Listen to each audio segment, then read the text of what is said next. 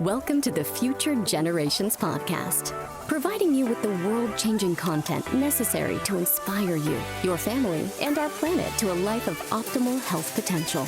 We'll help you make the choices that powerfully influence the lives you bring into this world. It's time to strengthen our resolve to do better now and for our future generations with your host, Dr. Stanton Hom.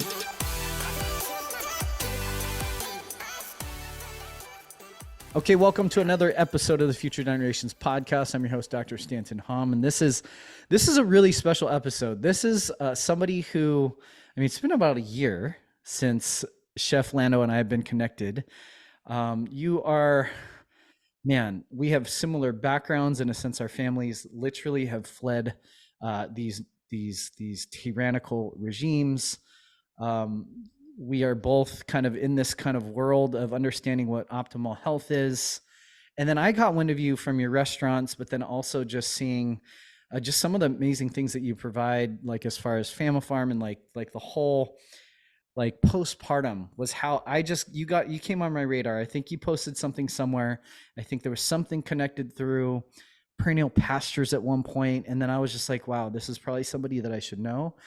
And then we're going to talk about this, but the main enthusiasm that I have for this episode and this interview is that there's this whole kind of strategy that you have with the apocalyptic thinking, not only, but then also reality that we are all living amongst, especially here in San Diego, realizing that you are posturing to provide one of the most amazing solutions that I believe everybody's talking about building a new earth, and everybody's talking about these theoretical ways that we should be preparing. And in the end, I believe, Chef Lando, you are doing something that is absolutely amazing. And I'm excited to be, one, educated about it and hopefully soon to be a part of it. But I'd love for you to introduce yourself, and I hope our audience would love to get to know you. Hi, everybody. Thank you first for having me.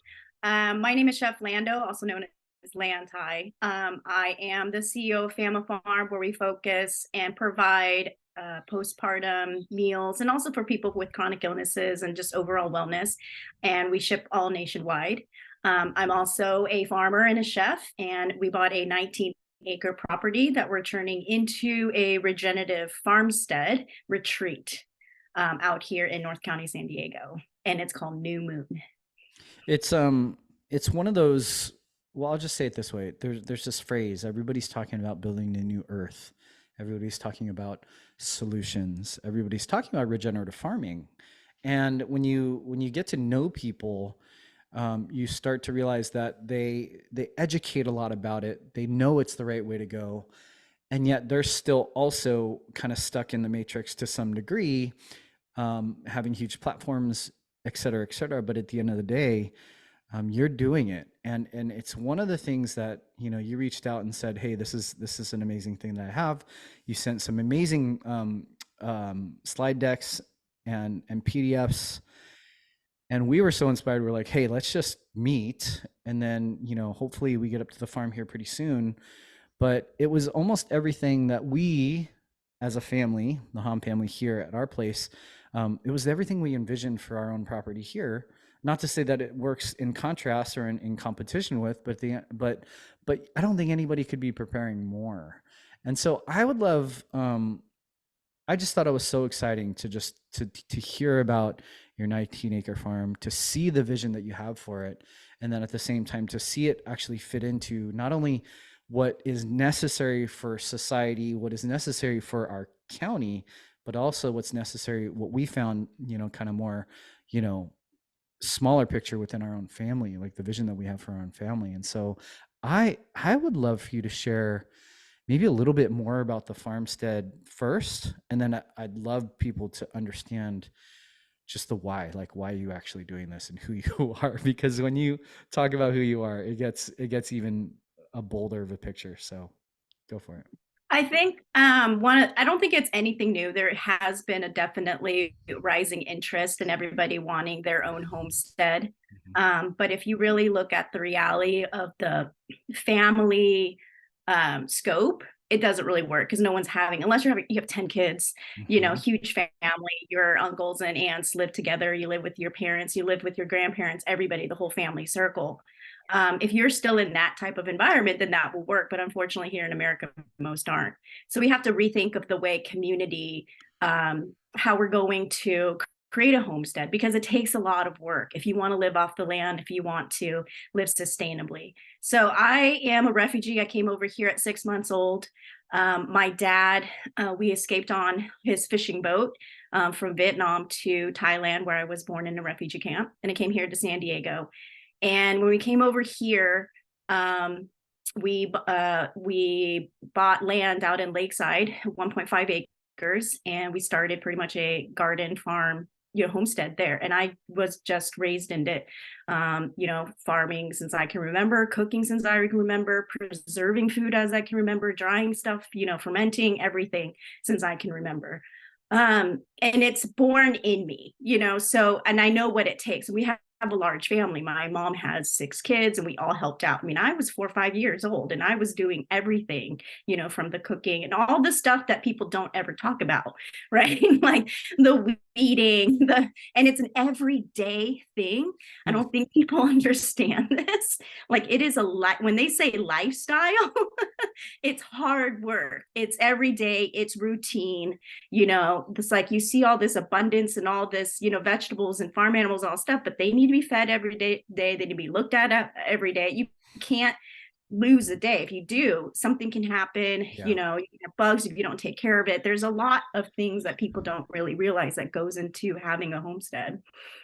And since then, I decided I've always wanted to have my own property and live off the land. I have the skill sets for it. I realize the depth, and how much expertise that we need to be involved in it and how to pretty much oversee a vision like this. And I think since the pandemic, a lot of people have now started seeing the roadmap that our future is headed. And it is, there is a lot going on right now. There is a lot of, especially right now, more than anything, with, possible wars and, kind of the apocalypse kind of going on. But I decided not too long ago that I'm not going to allow just what I see on social media and the news to affect my joy and my fun. And what I've seen in the last few years is I feel like comedy has been stolen from us. Yeah. I feel like we can't have fun anymore. There's no more joy. Everything's like political, even though you're not trying to be political.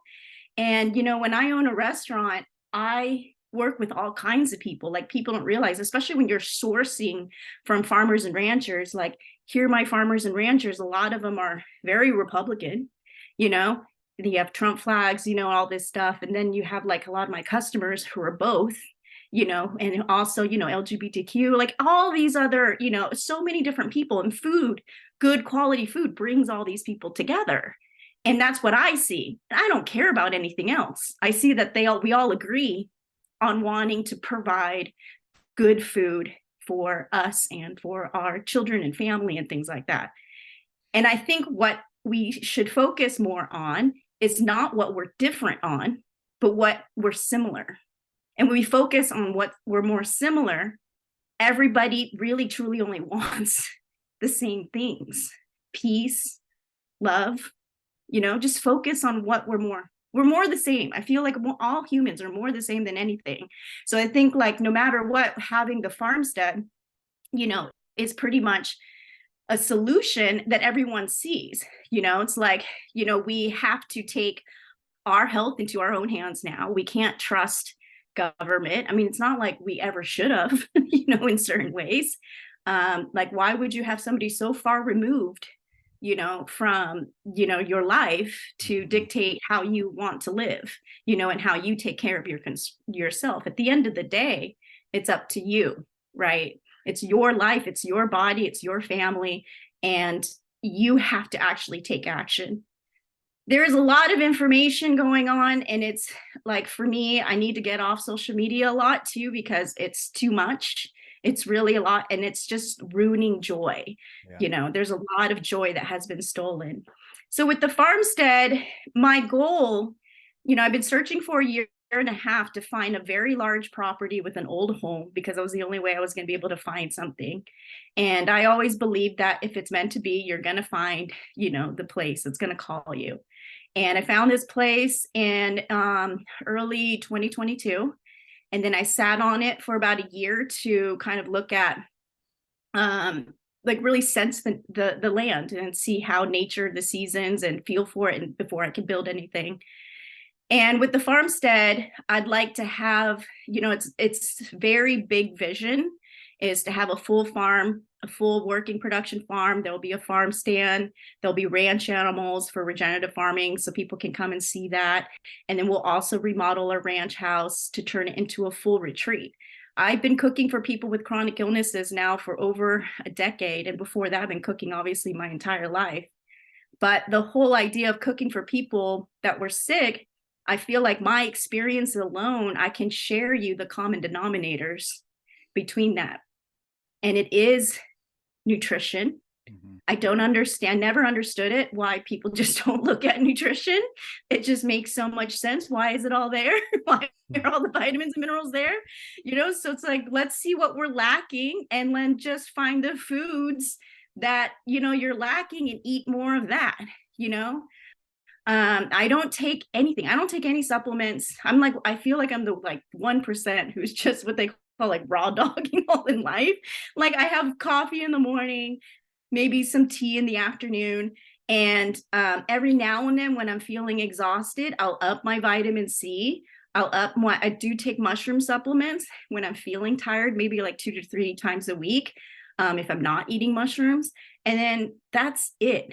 It's because I focus so much more on nutrition and also state of mind. If anything, I can say state of mind is huge, huge. And that's the common denominator that I've seen in the last 10 years.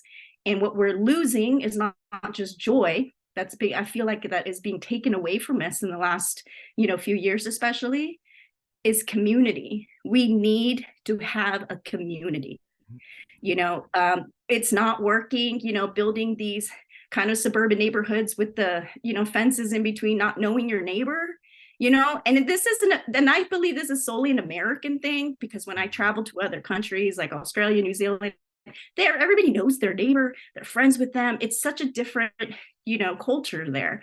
And here we're we don't know who our neighbors are. And they think you're weird if you're trying to get to know them. And here we need to bring back, a lot of the things that I'm trying to do, even with regenerative farming and everything. This is just going back to what we used to do. There is nothing revolutionary that what we're trying to do. It's kind of we want to go back to our roots, grow our food, create a community, but we just have to rethink it in a way so that it works in our society, so that people can still have their jobs and their family and go into schools and things like that. So with the farmstead retreat with Neu Mune, I believe it's going to be the model. I think it's going to be in the world, but it'll start with the nation of how it can work on a level where we bring in, an expert farmer, an expert rancher, an expert chef who understands nutrition. That's a thing. I think a lot of farms, I love all the farms, but their knowledge of cooking is far removed. Preserving food is pretty far removed too. And I'd like to bring a lot of my culture back into it and what I've learned, too, as well, and keep continuing those traditions. The thing is, American culture, it's a mixed melting pot. We're melting a lot of cultures, and they've lost a lot of their history behind. Mm-hmm. They've kind of left their traditions behind. Especially one big example is postpartum rituals. Postpartum rituals were actually very common in colonial America. And, after the 1920s, it kind of just fell off the earth and they forgot about it. So when women started going back to work, they forgot that, that after you have a baby, that there were rituals here in America that they were doing and everywhere in Europe. And it's a forgotten art and ritual that is necessary. And every single culture around the world has a postpartum ritual. And this is just lost art. It's just lost rituals. But in my culture, Chinese and Vietnamese, very heavily still practiced, if not to a point where I know of some, especially Chinese, spend up to like a college tuition on postpartum rituals. You know, they put the moms are in these 4-star, hotels after they have a baby, and they are treated like a queen. They do this in Africa, in poor countries, where the women are treated like queens. And in Muslim cultures, women are treated, the only time when women are treated as a queen, especially when they are bearing their son, right? So when we start realizing that, we just kind of like look back into history and go like, okay, wait, why were these rituals and practices, why did they do that? And then when you start looking into it, it wasn't just because it was a tradition, it was a means of survival. And so we need to continue these things, because even though it wasn't backed up by so-called Western science, they were rituals for a reason. We've done them for thousands of years. Why are we losing this art? So that's what this farmstead is about, is going back to that, because in ways we have to question the science that we are being given now, Western science. And I think it's just so wonderful with the pandemic, because I feel like now there is this huge breakthrough where we can't trust too much of science because it's bought out, because there's too much money involved into making it. And we need to rethink. There needs to be a new science. I want to like actually get to a point where we question some of the top PhDs and doctors and ask them, like, think about it. Acupuncture was created 6,000 BC. How did they create that? Mm-hmm. It's the most involved and intricate system and knowledge of the human body, and it works, and then when Western science, my whole entire life, told me that my culture, that something that we've practiced our whole lives is quackery or something. And I'm like, so you're going to tell me that when I come in and these things work and it's all placebo? And then it happens to millions of people in my culture and my country, we're all placebo. I think we really truly need to do some more critical thinking. We need to actually not always just listen to what everybody says, and actually question things, even question what I'm saying right now, because I think that's kind of like what life is. We need to figure out what we need to do in order to survive for our future. When what you just shared, I mean, we could probably take several trails and go hours. Whether it's, what is normal, what is not normal, what is customary, what isn't, what do we have to remember and uncover, versus, the scientific search for the thing beyond us, right? Or going down the differences between, science and traditional medicines, which is traditional medicines, according to the WHO, is all the ancestral healing practices, right? And so you made me think of 3 books. Two are actually related to postpartum. One is called The First 40 Days. The author is Hung Oh, and that was one of the most pivotal books that my wife and I read, and we pretty much have done that for both of our 2 babies. At the first 40 days, my wife literally does virtually nothing. And granted, in small communities where we don't have a huge family like my mom did when we were being raised, that it does rely on, the small community around you. But that's the point, is how do we help mom recover, and how do we help mom, be nourished during that time that you can't ever go back. Like you can't ever unbecome a mom. And once you're postpartum once, you're always postpartum. And so that time period is so sacred, which even in anthropological research, they call that the primal period, basically from conception to the first year of life. And it's the most dynamic time period of life, period. Yeah. The other one is the 4th trimester, and and both related to postpartum. But the one that made me chuckle a little bit was one written by Joel Salatin. I don't know if you're familiar with him, but Joel Salatin is one of like the kind of godfathers of regenerative farming in America. And he wrote a book called Folks, This Ain't Normal. And I remember him going through, it made me think when you said, when I was 4, I was doing all this. Like he said that there's no such thing as a child that costs your family more than it actually produces. Like in a normal setting, chores to like start the second that there's a little bit of sovereignty in that child. And then, like you said, if you're going to homestead, it's not about, oh, 2 and we're done, which is what we hear commonly in San Diego. It's like we have in Escondido, we have families that have 9, 10, 11 kids. And you're like, whoa, like you are, oh yeah, you guys can do it because you have very able bodies that continually kind of mentor and coach and guide the younger siblings to make that entire thing sustainable and work. And so we've gone so far away from that, right? We've gone so far away that a traditional medicine like acupuncture and Chinese medicine that's been around for thousands of years, that the meticulous nature, if you know the history of Chinese medicine, the meticulous nature of how they recorded their outcomes and how they like understood not only meridians, not only treatments, not only herbology, but how Mao's regime came in. Like traditional Chinese medicine, TCM is not the same as classical Chinese medicine that was thousands and thousands of years. When Mao came in, he basically ousted the entire system of ancestral understanding of acupuncture and all of the aspects of Chinese medicine. They called it classical Chinese medicine. That he basically made it systematic. He made it algorithmic. He made it diagnosis treatment. He made it sterile, and it's not for any other reason than he could own it, you know. And it's such a crazy dynamic. And it made me want to ask you, like, because I remember this part of the conversation when we met. I would love you to take us through maybe the psychographic nature, the psychology of your parents. And I think you said something very boldly when we first met. Like, I mean, my dad was just never trust the government, you know, and like, I would love you to kind of maybe go more into that, because I'd love to come all the way around, because the joy you're talking about is exactly it. The love that you're talking about, right?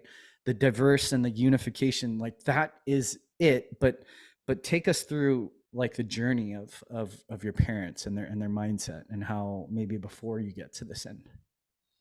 Yeah, so my dad and my mom, they were married, arranged marriage, and my mom actually was sort of adopted. So when she was born, they don't necessarily know what happened to the father and her mom had a medical issue. So she was transported to a community, which, because it's tribal, they're living in huts, so that they could take care of her. So pretty much the community raised her, and it was really a great aunt that she would consider her mom.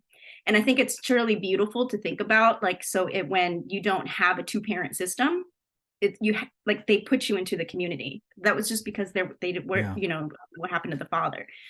And because of that, and since then, my mom was, her story is just very sad, and a lot, just so much struggle. Same with my dad. I mean, their entire lives was war, either, Vietnam fighting the French, and then until when Ho Chi Minh took over, turned it into a communist country. And they always, because of that, the value of their dollar was seen as of no value. They've always owned gold, because it is the one that is the most, valuable. So they knew that their dollar wasn't. So we always had, gold growing up and things like that. So there were already survival prep tactics because of that. And you never trusted the government.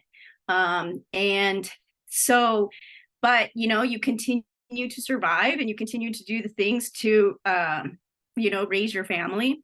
And so when my parents met and were married, my mom was just a street vendor, in the jungle, basically selling noodles, and selling vegetables. And my dad was a fisherman. And what's crazy is that my dad had a partner on his fishing boat, and some businessmen came in and said, "Oh, wow, you're catching so much fish. I'd like to buy that boat from you." And my dad was like, "No, like this. Why would we? This is my lucky boat." He always said that things are like his lucky boat.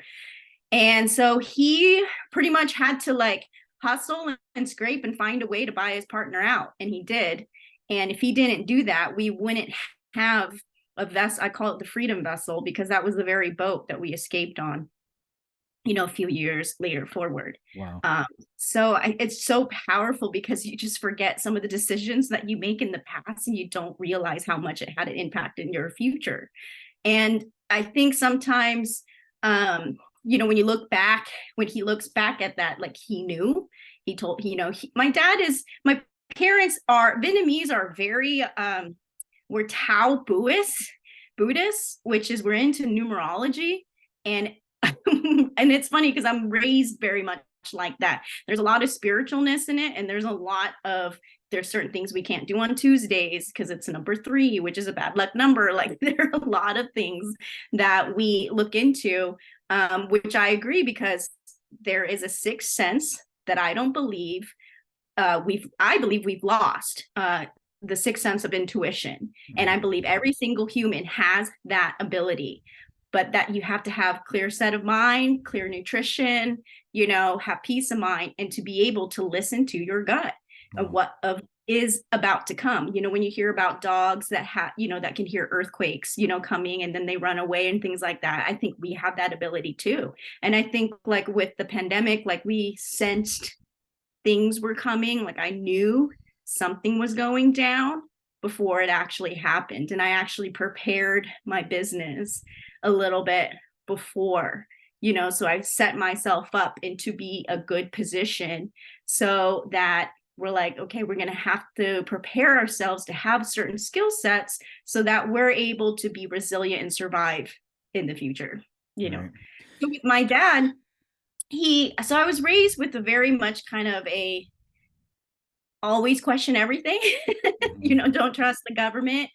And then since we came here in America, obviously it was very hard for our family to figure out how America works, just even owning land and real estate, and even having insurance, and all these things that in the American culture, it's a lot to take on. But it's just interesting, because I realized that my dad, if anything, is like more of a rebel, in ways, like very rebel, and very like, and at that point, you have to trust your instincts, you have to make decisions and be confident, in them, because you actually are just truly thinking for yourself, It's, it leads me to my first question. I ask everybody this question because I believe that void leads to value and purpose. And so I think we're talking around it, but I would love for you to verbalize what you believe are maybe what is the biggest challenge we face today as a people. The biggest challenge, well, I can definitely tell you I call this like kind of post-pandemic effects, which I knew was going to be happening, and it's kind of happening to me. In some ways, I feel it too. It's just having an entire mental breakdown. Wow. I really believe we're in this kind of mental breakdown right now. And I think it's necessary, though. Back in December, I meditate a lot. And I think on a very deep philosophical level, and I felt this energy last December where we're at inflection point. That just came to me, inflection point. And I don't know if you understand what inflection point means. It's like kind of understand, because I believe the world goes in cycles, and it's a vortex. Everything's a spiral, and things repeat itself. And that's just how nature is. When you are more attuned to how nature works, things kind of has to not destroy, it's an ugly word, but just kind of break down, in order to see, something brighter and beautiful. That's why there's fires and darkness, and those are necessary, that's necessary for part of life. So when I sense inflection point in December, what it means is that we're just in the middle of, like, life as in general, ourselves and our planet and our world, where things have to kind of go down so that truths start unveiling itself more and more, and then it will be up. And then once we hit that point, that curvature going up, I feel like we're going to hit the most magical point that we've never seen and never experienced. I really believe that we are on a spiritual experience, but right now we're breaking down because we have to. Because what happens at mental breakdowns? Truth gets unveiled. We get tired of what's being fed to us, society. I think that we should, it's just, I can sense it. It's like everyone knows, right now there's a lot of fear that's being set. There's a lot of like, oh, pick a side, no matter what the issue is, they want you to pick a side. And it's like, I pick human, can I pick human? Can I pick kindness? So can funny. I pick? You made me think of, I'm a West Point grad, and you made me think of plebe year, like going into Beast Barracks, going into basic training. It was almost like the point for most of us, which we were like 17, 18 years old, probably the greatest form of like trauma any of us had ever experienced, right? And so what do? We went in, so at West Point, there are 4 regiments, right, of cadets. There's 4,000 cadets on average. But the 5th regiment is all the African-American guys, all the black guys. And the 6th regiment is all the Asian guys. So like, stay with me for a second. Like, immediately everybody just found their people, right? Because it was the only way that we could find a little bit of certainty in the form of like trauma, right? And so I think what you're speaking to is the fact that like when it came with the whole pandemic, right? It was like, oh, you're either a masker or you're not a masker, or you're a social distancer or you're not a social, or you're a vaxxer, you're not anti, like, and then this divided nature, right? And I think it failed. I think it failed for them because so many of us, maybe what you're saying, have this inborn intuition. Maybe it's also culturally where America, we're just like, hey, First Amendment, man. Like, hey, these Bill of Rights, we have this Constitution, like freedom and not freedom, right? I think over time, that divisiveness, which they thought they would just split humanity in half, actually changed, where it became such a broad movement where they started to attack teachers, they started to attack nurses, they started to attack firefighters, they started to attack people in society that had high trust and high critical thinking at the same time, helped broaden the movement. But then what they did afterwards is they drop other things on top of us. They drop, calculated wars on top of us. They got religious wars on top of us, and all sorts of ways to, what are they trying to do? They're trying to like psychologically manipulate us into camps so that we don't see, like what you're saying is the commonality and what's the point of unification, but what are ways that we can separate us, right? It's a pretty gnarly way to manipulate the population, and it is. Funny, go ahead. And what I think is the whole, let's just use the example of like anti-mask or, no mask or, wearing mask. The people who are saying anti-mask or mask, here's the common denominator. We want to take care of yourself, so I come from a family where, we don't show love and like saying I love you and things like that.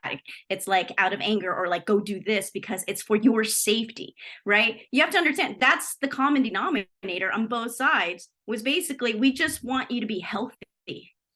It's just that we just have two very opposite views of how health is, and what makes me feel better, like for me, is because you ever see that meme, or not a meme, but it's the gold black dress, or the gold and white dress and the blue and black dress. Did you ever see that? I think where so. It was this dress and people would look at it, they're like, oh no, it's gold and white. Well, no, it's blue and black. Like, and they were arguing, right? They would argue, no, it's blue and black. No, it's white and gold. And people were arguing, and I could see both because I've always been very diplomatic and very creative. So I could actually switch my brain to like just close my eyes a bit, open up, and then see what I want to see. And what's interesting is that there are people though that literally can't see, black and blue. Yes, there are literally people out there that can't see the white and gold. So there's something about our human brain that we have to understand. And what's more opposite, than white and black? It's so opposite. Literally, how are they seeing black and blue when it's gold and white? It's completely opposite ends of the spectrum.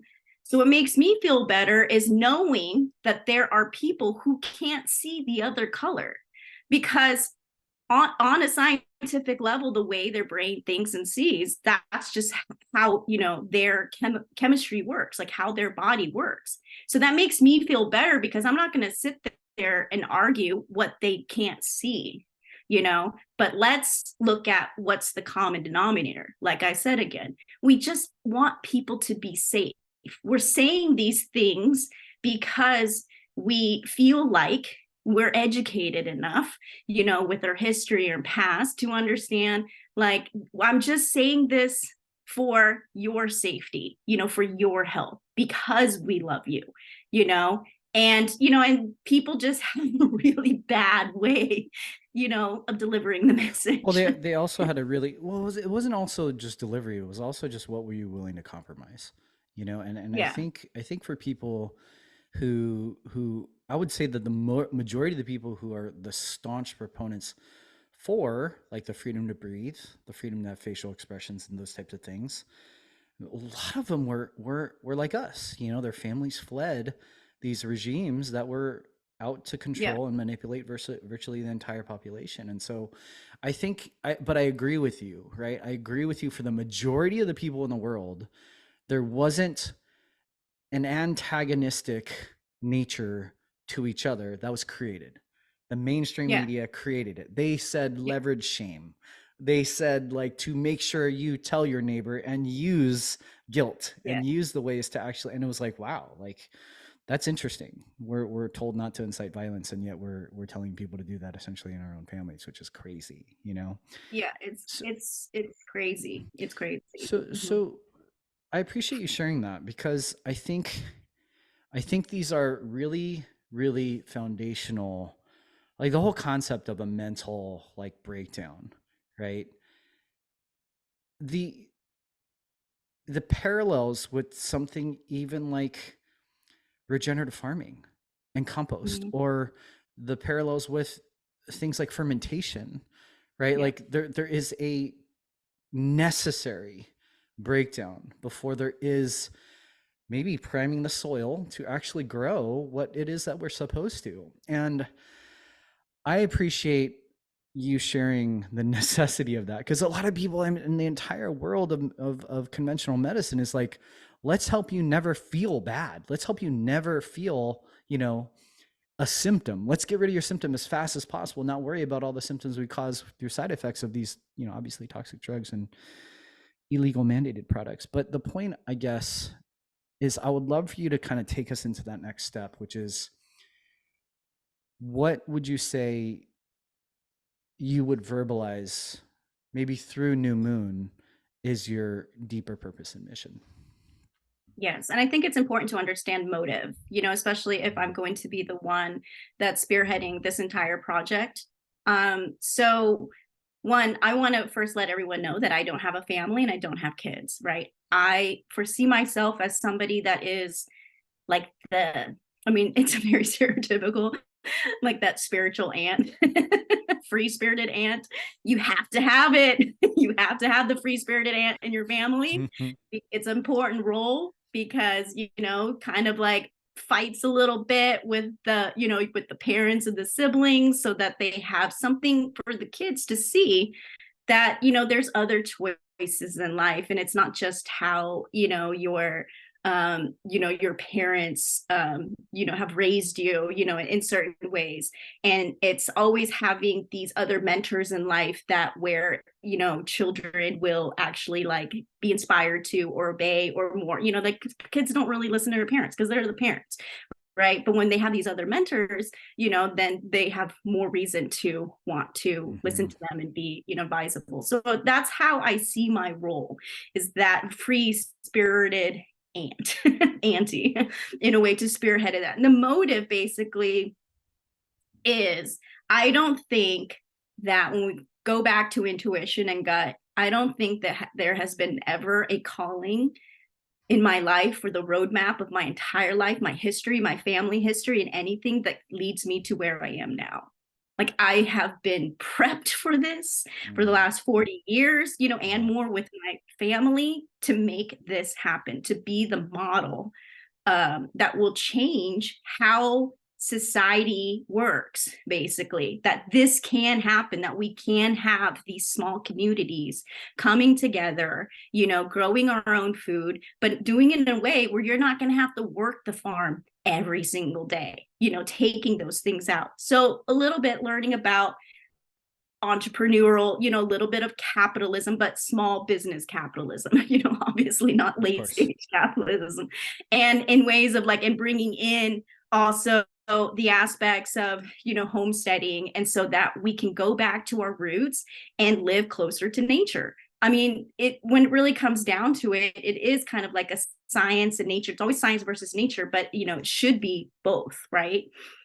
And with Neu Mune, the motive is basically to create this model so that people can come together and see that this community can work, that you don't have to have a family of 10 kids, that you can bring like-minded individuals and families together and be involved in a community where you're truly living the greatest potential and connection to nature. And I feel like what life is truly about. That's awesome. It's a pretty inspiring thing to see laid out. Do you think you could maybe paint the picture of the farm for everyone, or the vision? Because it was farm, it was food, it was retreat, it was all sorts of different aspects of things that I believe. And then there was also like a revenue, like there's a big emphasis on revenue generating. And then there's also like an opportunity, if people are interested, to be members and investors and things like that, that I think I'd be really remiss if we didn't talk about. Yeah.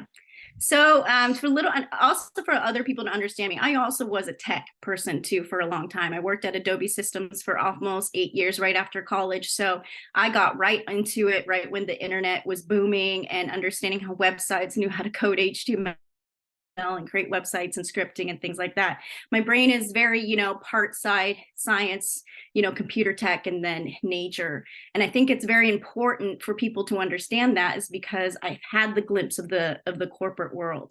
I've had a glimpse of, what that lifestyle is like and where the disconnections are.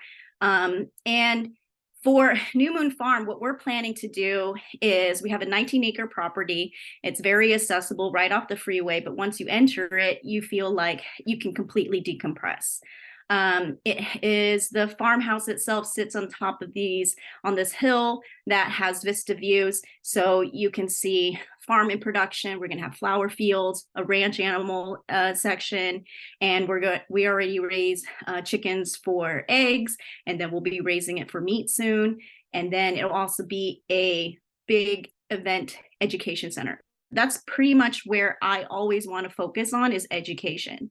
I think people need to be connected to their source of food again, and understand my experience from the last 10 years of working with people with chronic illnesses and postpartum moms, to understand what are these common denominators. And it's not that difficult, but it is difficult to integrate into your life, and is having real food and understanding that it takes work. There is no lazy solution. I hate to say it. Yeah. There is no magic pill, but you have to enjoy it. You find the joy of, I love waking up and feeding my chickens and hanging out with them. It's so beautiful to hang out with other creatures, and because they are not mammals. They're avian, so they're completely different type of creature. And I think that we need to be more connected to the source of our food, actually see it. Because if people are there getting their hands dirty, growing their own food, I can't even tell you the satisfaction that you get when you consume what you create, because it took so long you know, and we've lost that art.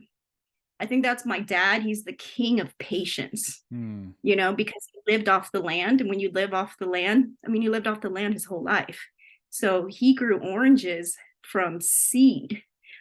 People don't do that anymore. If you're in the agriculture industry, they graft it now. They take shortcuts. They stunt the growth of orange trees now so that they make it easier for people to harvest. And then he grew it from seed because that's how he knew. He didn't even understand grafting back in the day. And I remember the day when we were all in the living room, my dad eats a piece of fruit after every single meal of his entire life that I've known. Every single meal, my dad eats a piece of fruit.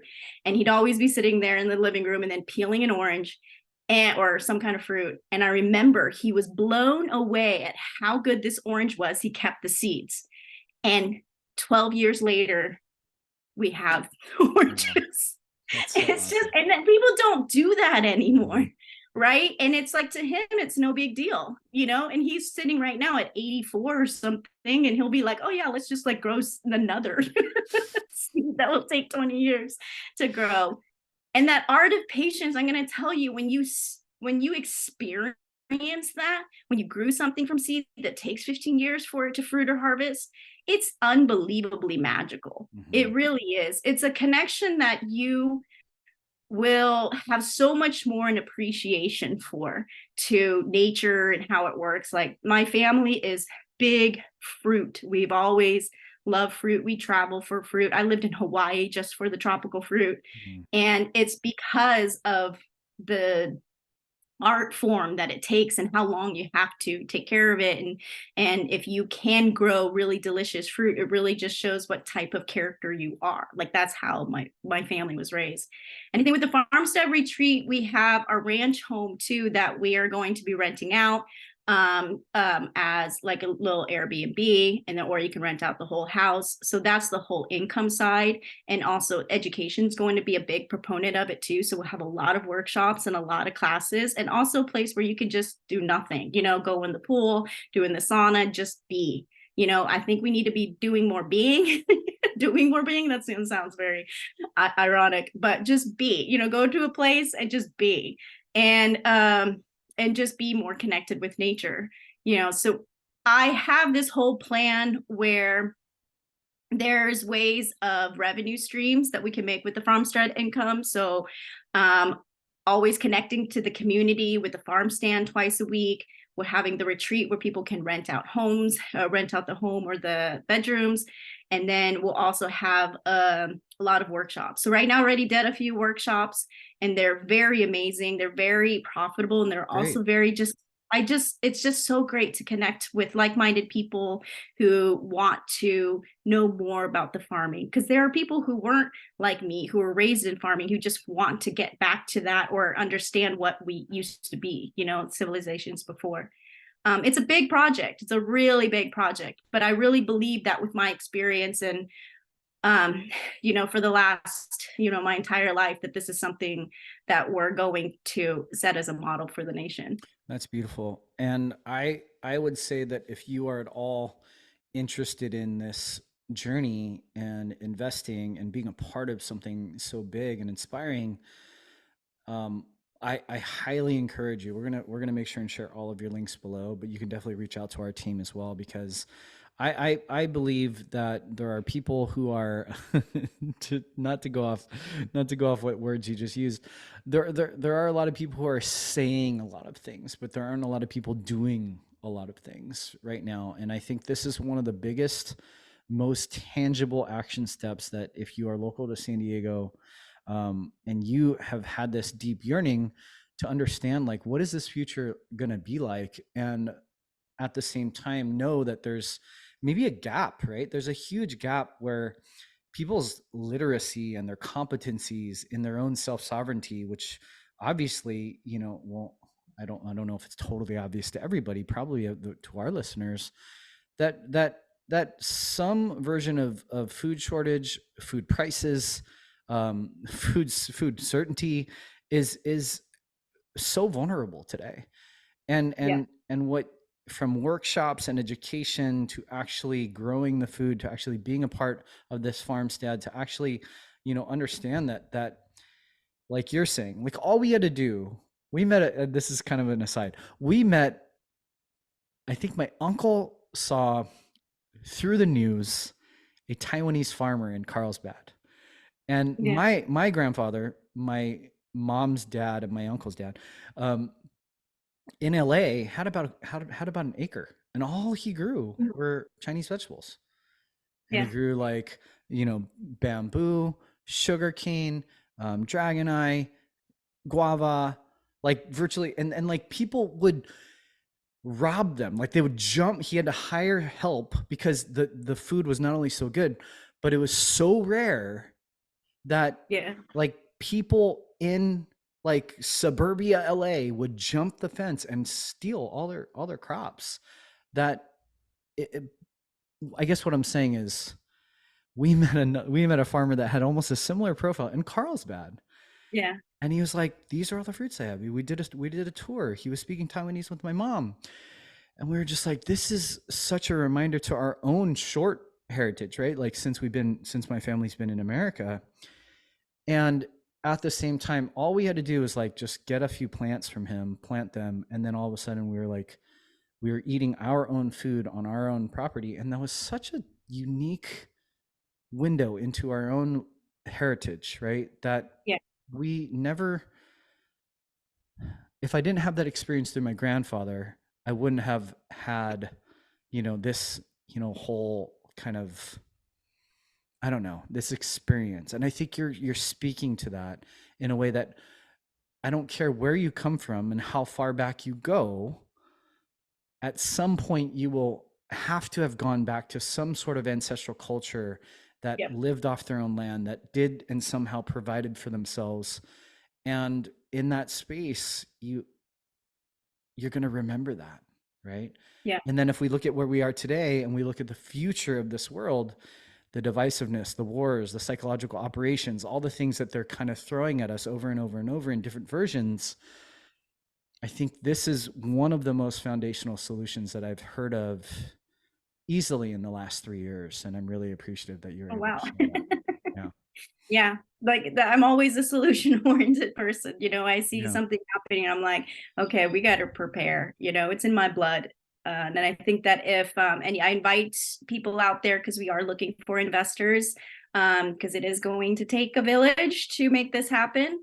And it's not just any investor. Obviously, I'm seeking people who are very passionate about the project and also that can benefit from it, because we will have prepping supplies for them if needed, and emergency packs and anything like that if anything ever That's does amazing. have to come, and know that they will have something to rely on. Yeah. Mhm. Tell me, maybe future pace this world for me, right? You said a big statement and I believe you. You're saying that this could be a model for the nation and the world. Yep. Future pace what that world looks like through the lens of Chef Lando and New Moon Farm.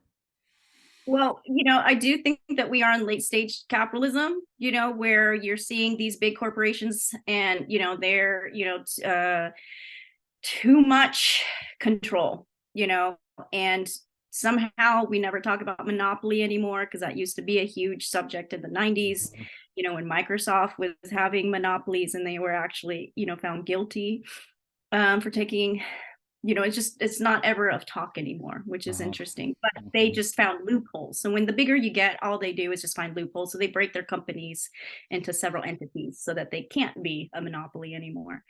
But because of that, people don't realize that a lot of the things that is fed to us is all coming from like just a few sources. If you really look down to it, like especially when it comes to certain scientific health studies, and like it's one source that everyone just keeps rehashing, and it sounds like there's millions of studies or something that's being done on it, and then you look back at it, it's like it's actually only one study.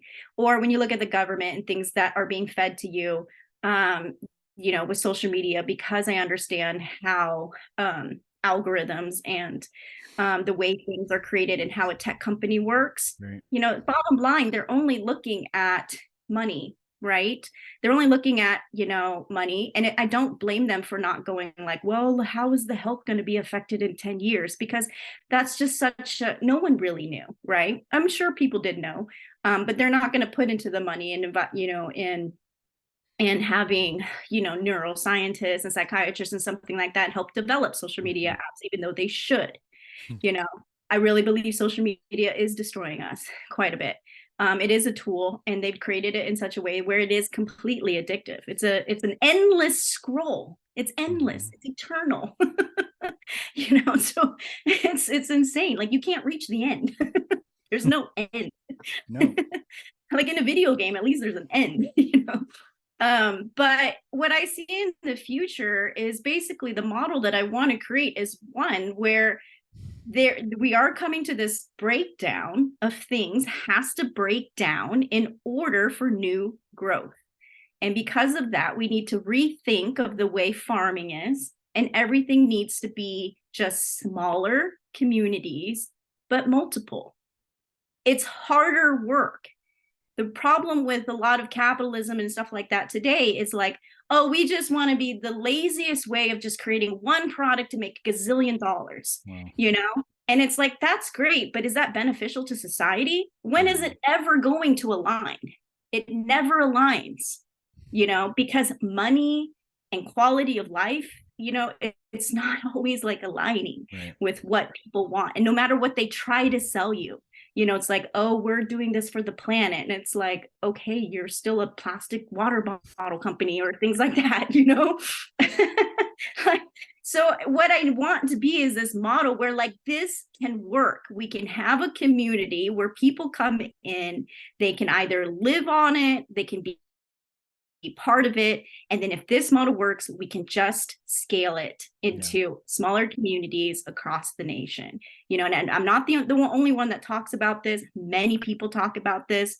It doesn't fit into the whole, venture capitalist backed investments and things like that. So that's why I'm on here, to see if there's investors, to see that this is more of a dire situation where people want to be more about connected to what we as humans are supposed to be. And I think when I talk about health and I talk about, I don't think people really understand sometimes that they can live a life where they wake up and they're not tired. Right. I'm a very active person. I don't want to be 70 years old and being on a couch. I still want to be snowboarding. I still want to be surfing. Those are my joys in life. And people have shown that can happen. I've seen them, I've met them. And the thing is, everyone can have these qualities of life. So the health is not just about like being healthy and not dying, early. Like, people are always so obsessed with death. And I said, it's not about like dying and like not living, but I want to be able to live my years that I have functionally, active. Like, you're going to, I don't care, you live to 100, but then you're going to be immobile for the last 30 years. I'd rather choose death, to me.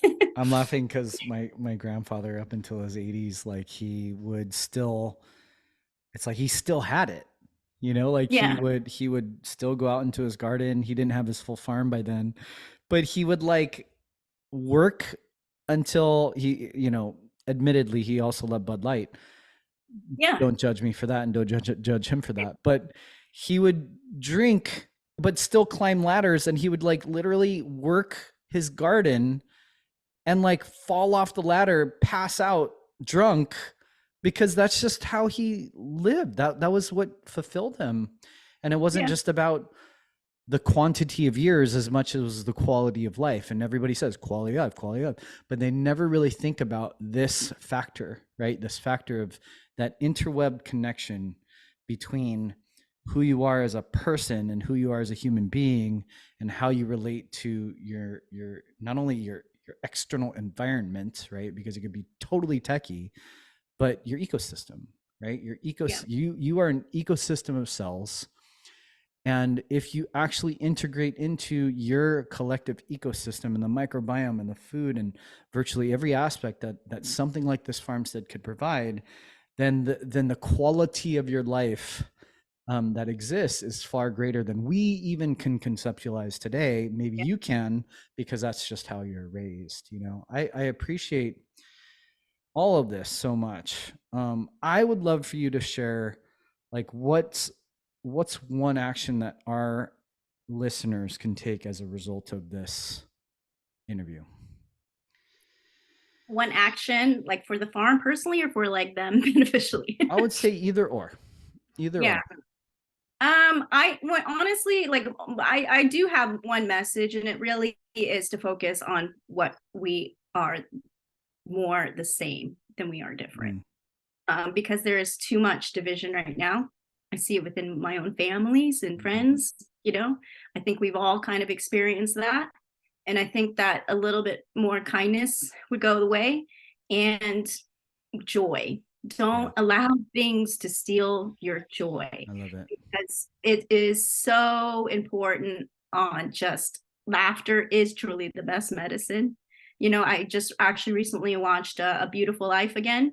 I don't know if you ever seen that movie, but it's about the actor who's during the Holocaust, and he has that child, and he just kind of like, plays games with the child because he doesn't want to let the Holocaust like steal the kid's joy. Like even you're going through the toughest times and what externally may be happening to you, don't allow it to steal your joy.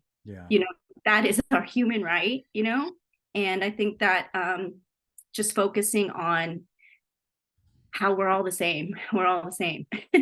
I appreciate you sharing that, and I appreciate you coming full circle with that, because I think that, and I will admit to our audience, and if you've been listening to the podcast, you've been listening to my solo casts, you've been following me on social media, that there have been some pretty tumultuous times for not only our family but our business, and it is something that will sit with me for a while, realizing that I didn't guard maybe my kids from that as much as I could have. And I would say most of us have been through some version of a rite of passage, some version of a dark night of the soul.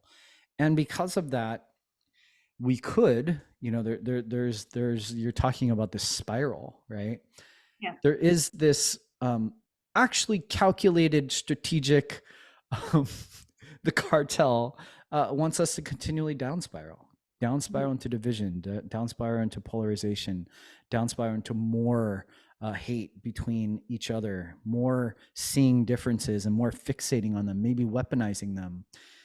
And I would say that that spiral can go the opposite way too, right? That spiral can up spiral in a way that on the far end of that, or the far side of that complex dark night of the soul, is a joy that I'm really starting to cultivate and really safeguard my family with. And I will tell you that when you get to that other side, it is one of the greatest joys, because it's such in contrast to all the BS that they're throwing at us. And so, Chef Lando, this is really exciting. It's really inspiring. And I encourage all of you who are in San Diego County, and maybe if you're not and you're just coming out to San Diego and you want to see a model and you want to see this potential, and if you want to see somebody as inspiring as you doing the work, but also being able to access that sense of being in the work, which is that joy, which is that inspiration, which is that sense of purpose, I encourage you to do so. Because when we met, that was one of my feelings, right? When I first heard about who you were, it takes a special person today to really understand the sacred nature of postpartum. It takes a really special person to understand, and then to also at the same time, not be a mom, right? And to be the sacred aunt, right? to be the spiritual aunt, I was an aunt to all my sisters, and that's what got me into it. But I think it's a beautiful thing, right? And I want people, there's so many little webs of deep profundity that this interview is providing. And I want you to go back and listen to it if necessary, because if you can pick them up, you're planting all the seeds that, if and when you are successful, is going to germinate into the most beautiful version of what life, I believe, has to offer. And I'm very grateful for you sharing that with us. Yeah, thank you for having me. We appreciate you joining us for this episode of the Future Generations podcast. Remember to rate, review, and subscribe on iTunes and Spotify. For more resources based on today's episode, as well as more ways to inspire a brighter future for you and your family, visit us at thefuturegen.com. That's all available exclusively on thefuturegen.com.